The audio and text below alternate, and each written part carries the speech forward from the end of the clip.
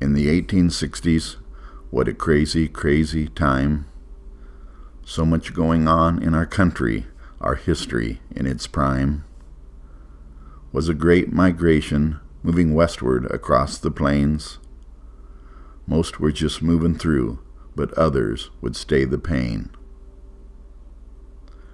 Following the Oregon, Santa Fe, Bozeman, or Oxbow Trail, a few started putting down roots. Some would make it, others fail. A melting pot from across the ocean, they came and tested their will.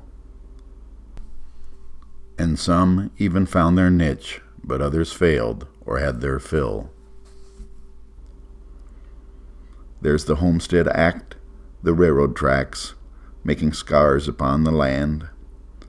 The settlers' crops and ranchers' stocks, each trying to take or make a stand. There were sod busters and cattle rustlers vying for property or ground.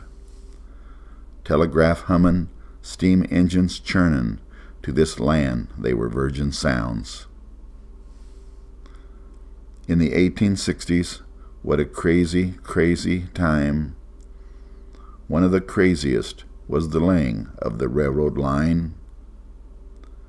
The Transcontinental Railroad completing rail from coast to coast. Tycoons making their deals financially to make the most. Central Pacific and Union Pacific built from 63 to 69. One went east from Sacramento, other west from that Omaha town. Nothing before quite like it, no one in history had ever saw. Building such an operation until they met in Promontory, Utah. There were surveyors, then the land graders, try to minimize the cuts and fills.